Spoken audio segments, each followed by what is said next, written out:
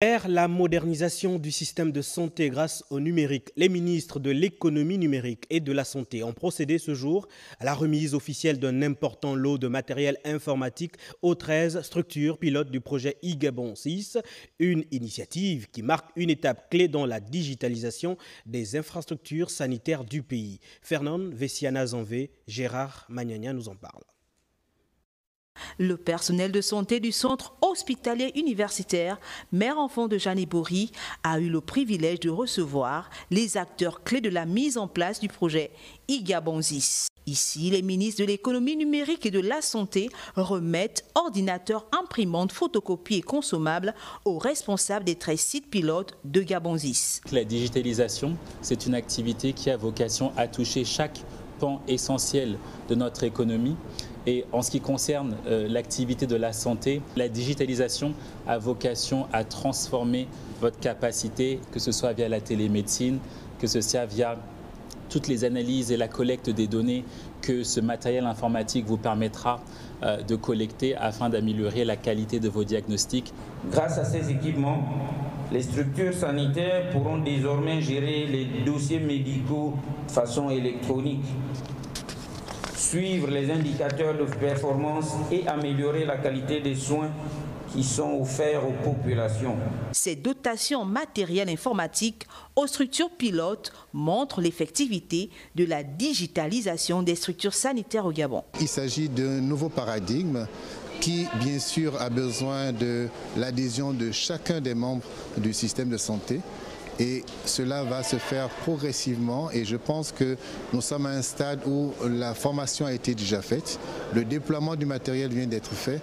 Il suffit maintenant de continuer à renforcer les capacités pour que l'utilisation soit la plus optimale possible. Rappelons que le programme Gabon 6 rentre dans le cadre du projet Gabon Digital, celui de la numérisation de l'administration publique, lequel projet est soutenu par la Banque mondiale. Le Gabon croit en ses talents et ils sont nombreux à y croire aussi. Près de 1300 candidats participent à la deuxième phase du concours national de l'entrepreneuriat 2025, lancé ce jour sous le thème « Oser mon projet », une initiative portée par la ministre Zenaba Ninga Channing et soutenue par plusieurs membres du gouvernement venus encourager cette dynamique impulsée par le chef de l'État. Yannick Benga, le point. Deuxième phase du concours national du Grand Prix de l'entrepreneuriat Gabon 2025. Avec près de 1300 candidats enregistrés cette année, les jurys ont fort à faire pour mettre en avant la crème de la crème des startups Made in Gabon. Classés sous le thème « Oser mon projet », il s'agit d'accompagner l'entrepreneuriat des jeunes et des femmes. C'est l'occasion idéale d'être enfin entrepreneur. Ils ont en face d'eux des bailleurs de fonds, des potentiels investisseurs qui sont là dans la salle et de penser que c'est l'opportunité qui leur est donnée et que ça ne pourra peut-être plus se présenter et donc de se donner à fond et de croire surtout en leur projet parce qu'il n'y a que ça qui va faire en sorte que beaucoup ici deviennent des champions nationaux. La cérémonie a eu comme invité de marque plusieurs membres du gouvernement reçus à leur arrivée par le ministre de l'entrepreneuriat, du commerce et des PME-PMI qui après cela a tenu son discours de circonstance. Je déclare solennellement ouverte la phase de sélection de la première édition du concours national du Grand Prix de l'entrepreneuriat Gabon 2025, Oser mon projet. Que ces 3 jours soient riches en échanges, en inspiration et en découverte. Place au talent, à l'audace et à la passion. Je vous remercie. Durant 3 jours, les candidats seront jugés sur leur pitch de présentation et la pertinence de leur projet. Le tout examiné par des jurys experts dans les domaines de l'entrepreneuriat et de l'industrie, mais aussi du public qui peut voter en ligne. C'est donc un Gabon qui gagne avec une jeunesse et des femmes qui entreprennent. Cap sur l'entrepreneuriat rural et la transformation locale avec la ministre de l'entrepreneuriat du commerce, Ninga Channing Zenaba, c'est son nom. Elle s'est rendue le 25 juillet dernier sur le site industriel et agricole de la société Palm Gabon, implanté à Mboukou dans l'Angounié. Objectif, renforcer les synergies publiques-privées pour stimuler l'autonomisation économique des communautés. Maël Mabunda y était, c'est notre correspondant permanent. Sur le site agro-industriel de Mboukou, après une brève présentation, et consignes de santé et de sécurité au travail, la délégation a eu droit à une visite guidée des installations de Lampalm Gabon ainsi que le process de cuisson des régimes de palme. Après le contrôle qualité, les régimes sont baignés au niveau de la rampe. Et ces rampes ce sont ces rampes qui convoient les régimes au niveau de la zone de stérilisation où la cuisson également est effectuée. Donc on se sert d'une chargeuse pour pousser les régimes dans les convoyeurs avant de les envoyer au niveau de la zone de stérilisation et de cuisson. À la suite de l'usine de Bilala, la ministre s'est rendue dans une plantation où elle assistait à une démonstration de récolte.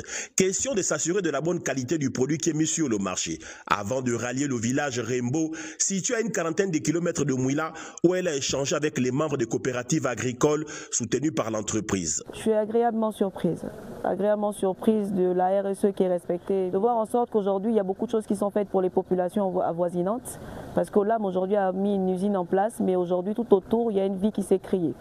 Et de voir aujourd'hui que c'est des perspectives qui sont quand même encourageantes. Au-delà de ces infrastructures industrielles, Lampalm Gabon déploie une appui technique, des formations et un accompagnement personnalisé en faveur des micro-entreprises rurales, contribuant à une autonomisation durable, notamment pour les femmes. Une dynamique saluée par l'autorité. Le but, c'est d'accompagner nos entrepreneurs et nos commerçants sur place, de voir également qu'ils respectent le cahier de charges sur la RSE. Donc je suis agréablement surprise. Cette visite du ministre du Commerce et des PME ouvre de nouvelles perspectives de collaboration entre l'État et Lampalm Gabon pour renforcer la transformation locale, la structure des chaînes de valeur et la création des emplois en zone rurale. Dans le secteur stratégique des hydrocarbures, les échanges se poursuivent. Le ministre du Pétrole et du Gaz, Sostène Nguema, a reçu les responsables de Mandji Énergie Gabon et de Petro Gabon afin d'établir un premier contact institutionnel et évoquer la vision de ces sociétés pour accompagner le développement économique national. Compte rendu Mirandangé, Pierre Claverella, Paul Jessica Koldontoum. Accélérer les réformes dans un secteur stratégique pour l'économie du pays, c'est l'une des ambitions affichées par les autorités de la 5e République. C'est à ce titre que le ministre du Pétrole et du Gaz multiplie les rencontres avec les partenaires. Le cas de Mandji Énergie Gabon, spécialisé dans le domaine de la production pétrolière. Nous avons saisi donc l'occasion de la présence d'un nouveau ministre à la tête de ce département pour venir lui présenter nos civilités et ensuite venir lui présenter notre projet qui consiste donc à prôner la souveraineté économique et plus spécifiquement la réappropriation du secteur pétrolier par les nationaux.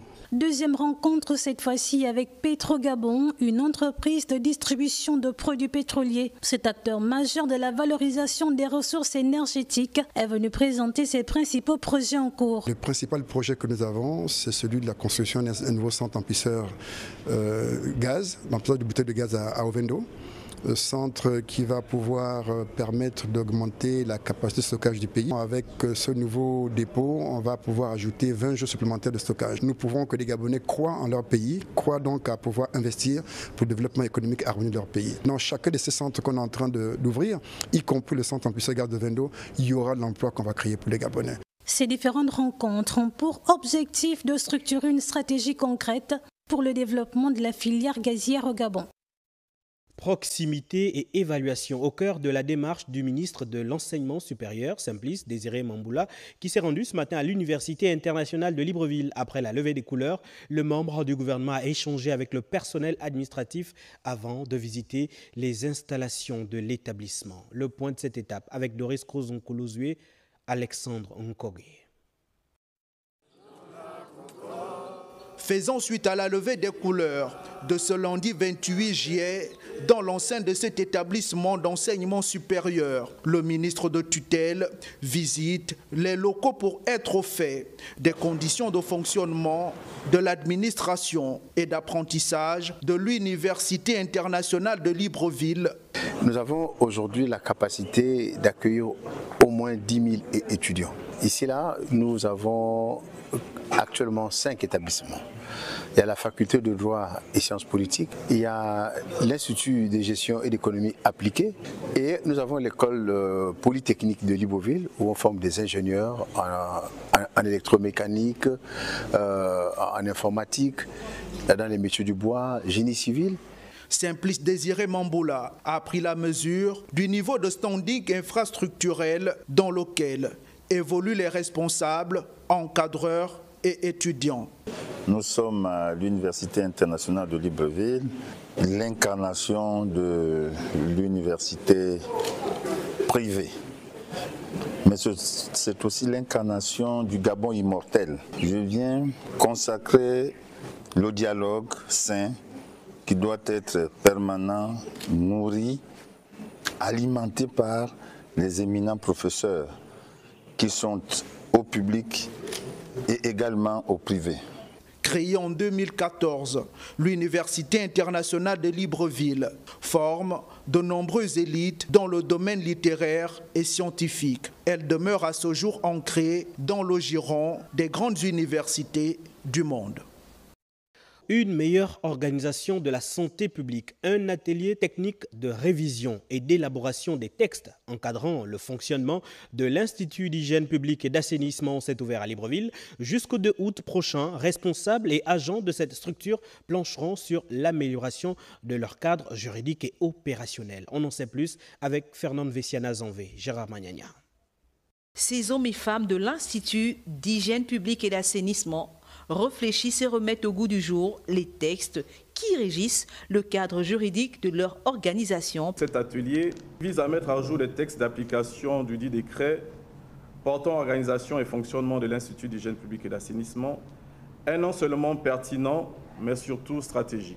En renforçant l'efficacité opérationnelle de cette institution, nous améliorons concrètement notre capacité à prévenir les risques sanitaires, à coordonner les interventions d'assainissement et à garantir un meilleur état de santé pour nos populations. Pendant 5 jours, les participants seront mis à la tâche vraiment de réviser les textes déjà existants et d'apporter vraiment d'améliorations dans ce sens. La révision des textes d'application du décret numéro 00820/PR-MSPP du 19 juillet 2001 devra désormais répondre aux nouveaux défis. Pour les professionnels de l'Institut de l'hygiène publique et d'assainissement, l'heure est à la refonte. Nous voulons qu'au sortir de cet atelier, le cadre juridique et réglementaire de l'Institut soit plus ou moins renforcé. Et nous avons estimé qu'avec la nouvelle donne, il y a des insuffisances, d'où la rédaction des textes d'application afin que les missions de l'IHPA soient vues de tous. Cet atelier technique de révision et d'élaboration des textes d'application portant organisation et fonctionnement de l'Institut de l'hygiène publique et d'assainissement prendra fin le 2 août prochain.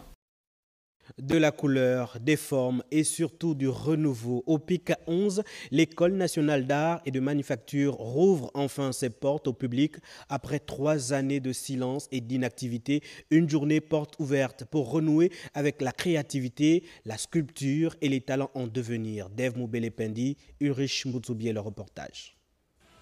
Au lendemain du coup de libération, il a été instruit aux dirigeants de l'ENAM de remettre sur pied cet établissement. Il y a 2 ans, 3 ans, il n'y avait plus de concours. L'ENAM a ouvert les licences depuis 2008. Et enfin, le cycle de master, ça aussi c'est une innovation. Le concours acté en 2024 a permis à 731 étudiants de faire leur entrée dans ce temple du savoir, de l'art et de la manufacture. Madame le ministre a voulu que ça soit su par davantage de Gabonais, le fait qu'on a une nouvelle offre de formation. Rénovée, structurée et définitivement remise sous les rails, l'ENAM s'est vue honorée par la visite de son ministre de tutelle. On est parti du ministère de la Culture et des Arts au rayonnement culturel. Donc ça dénote quand même d'une certaine volonté à vouloir faire de la culture, mais un levier de développement aussi bien que les autres qui existaient comme le pétrole et l'exploitation forestière. Par ici, sa sculpture est un chef-d'œuvre. Arrimé au système de formation LMD, l'ENAM se voit tout de même confronté à l'extension de ces structures d'accueil. Nous avons besoin de 10 ateliers d'une capacité de 60 apprenants chacun. Et nous attendons aussi, avec cette capacité, avec ce contingent, d'avoir un amphithéâtre d'une capacité d'au moins 750 étudiants. Désormais tourné vers l'avenir, le génie créateur gabonais à l'ENAM continue à s'exprimer sous la houlette de son directeur général, Jean-Clément Dekaga. Le ministre de la Communication et des Médias était le week-end écoulé à Lambaréné pour évaluer l'état d'avancement des chantiers présidentiels. Plusieurs ouvrages en phase finale devraient être livrés entre août et septembre 2025, comme nous le font dire Patrick Simangoy, Terence Langa, Sarazan. Première escale de la visite du ministre Paul-Marie Ngondiou sur les chantiers de la commune de Lambaréné, exécutés dans le cadre de la dotation présidentielle, la passerelle qui désenclave ici un sous-quartier à Grand Village. Je fais en sorte tous les 2 mois de contrôler l'effectivité des travaux lancés sur la base de la dotation spéciale du chef de l'État. Après son passage dans la province du Moyen-Ogooué en juin de l'année dernière. 1 an après, il y a plusieurs chantiers qui ont été exécutés et cette passerelle, donc les populations sont très heureuses de la voir. Ensuite, la médiathèque, ce projet innovant, moderne, destiné à la jeunesse migovéenne. C'est un projet innovant, c'est un projet moderne, vous avez pu le constater, et qui permet effectivement à ces jeunes de pouvoir demain, quand ce projet sera livré, donc d'ici la fin de l'année, de pouvoir avoir accès à la connaissance. À l'hôpital Georges Rawiri, le projet du centre d'imagerie médicale a connu des avancements significatifs. Et là, il va être livré donc à la fin du mois de septembre. Les travaux effectués au marché d'Isaac sont très avancés. Les délais de livraison seront même respectés. Le marché d'Isaac, qui est très avancé et puis qui lui aussi devrait être livré d'ici la mi-août. Le lycée Charles Méphane, qui a perdu il y a un passé récent sa toiture suite aux nombreuses intempéries, fait également peau neuve, les plateaux sportifs y compris. Aujourd'hui, je pense que quand ils vont voir ce chantier livré au mois de septembre, ils vont être très heureux de travailler dans des conditions acceptables et correctes. De même, l'école Magnan et le logement du directeur seront entièrement refaits. Les populations se réjouissent du dispensaire et du logement de l'infirmier-major rénové dans les règles de l'art. Je suis pleinement satisfait parce qu'au départ, c'était dans un état délabré. Donc actuellement, avec le nouveau régime, je suis très satisfait. À Lambaréné, la dotation présidentielle produit les résultats escomptés. C'est Patrick Simangoy. Et toujours à Lambaréné, la récente visite de terrain du ministre Paul-Marie Ngondiou a permis aux populations d'apprécier concrètement la mise en œuvre de la vision du président de la République. On retrouve nos confrères de la cellule de production audiovisuelle du ministère de la Communication. Les visites de contrôle des chantiers effectuées par le ministre Paul-Marie Ngondiou à Lambaréné sont l'expression d'un engagement tenu par la plus haute autorité du pays, Brice Clotaire Oligui Nguema, toujours proche de ses populations. C'est grâce à lui que nous voyons le grand changement, la 5e République. Nous voulons que ça puisse continuer. Pour la confiance qu'il a accordée à M. Poinou, que Dieu puisse l'accorder de grâce. Nous avons été appelés dans le cadre de l'enveloppe de 7 milliards de la province du Moyen-Ogooué, plus précisément celle de la commune de Lambaréné, pour la réalisation d'un certain nombre de travaux. Ces travaux sont pour certains déjà en cours de livraison et d'autres se poursuivent actuellement.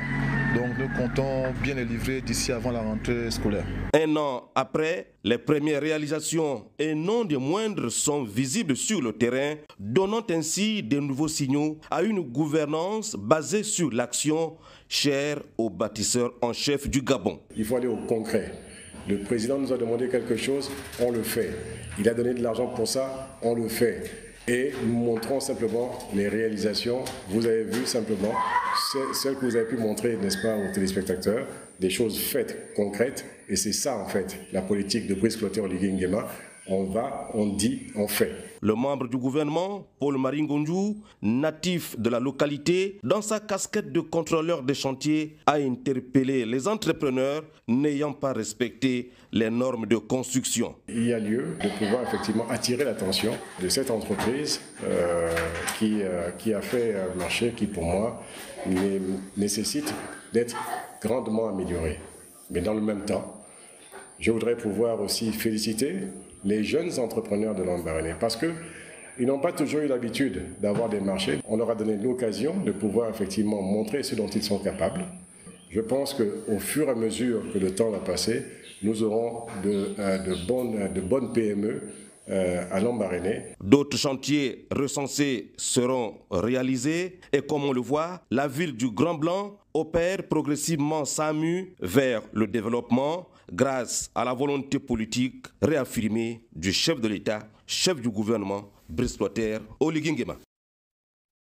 À Gamba, la ministre de l'Agriculture, Odette Polo Panzo, a célébré en différé la journée internationale des mères natives de la localité. Elle a porté ce moment festif au nom de la première dame, Zita Oligui Nguema.